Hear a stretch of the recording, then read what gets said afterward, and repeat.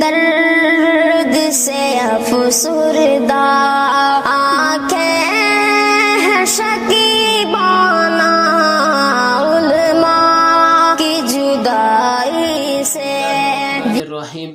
عن عبداللہ بن عمر رضی اللہ عنہما قال اخذ رسول اللہ صلی اللہ علیہ وسلم بمنکبی فقال کن فی الدنیا کأنک غریب او عابر سبیل صدق اللہ العظیم۔ ناظرین کرام، میں نے آپ حضرات کے سامنے بخاری شریف کی ایک روایت 6416 نمبر پڑھی، جس میں حضرت عبداللہ بن عمر رضی اللہ تعالی عنہما یہ روایت کرتے ہیں اور وہ فرماتے ہیں کہ نبی علیہ السلام نے میرے کندھے کو پکڑا اور کہا،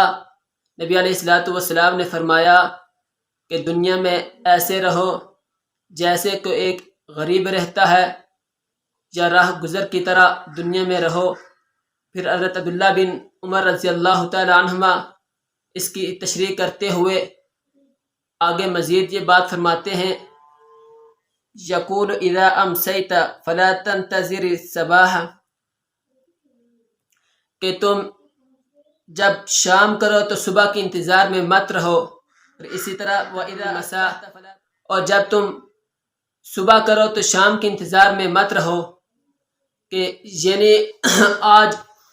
ہمارے معاشرے میں دیکھا جائے تو ہر انسان، ہر آدمی یہ سوچتا رہتا ہے کہ میری کل کی زندگی کیسے ہوگی، مستقبل کے بارے میں سوچتا ہے کہ آئندہ کئی سالوں کی پلاننگ کر رہا ہوتا ہے، میرا کام کاروبار کیسا ہونا چاہیے۔ ٹھیک ہے، اس کی ممانعت نہیں ہے، لیکن ہم اس کو یقین کے درجے میں مت رکھیے۔ یہ آپ حضرات کے سامنے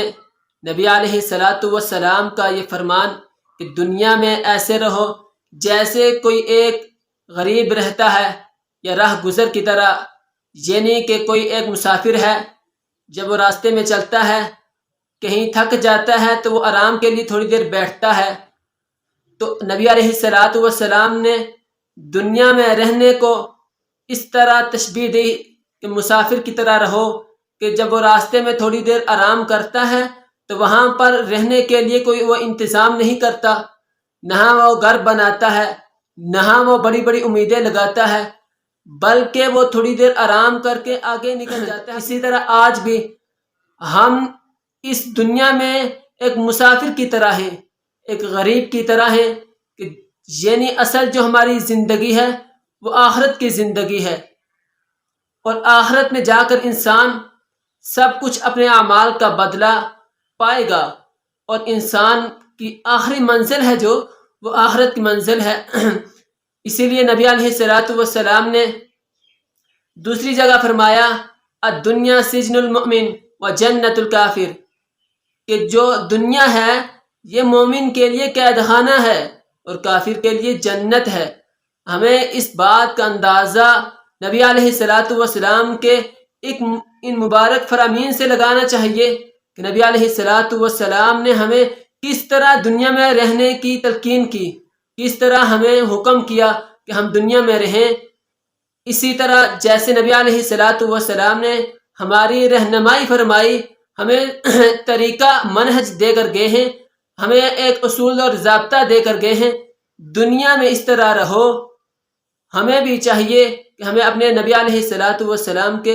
ایک ایک مبارک ارشاد کے مطابق اپنی زندگی کو ڈھالنے کی توفیق عطا فرمائے، اور ہم اس پر ایک ایک نبی علیہ السلام کے مبارک فرمان پر عمل کرنے کی توفیق عطا فرمائے۔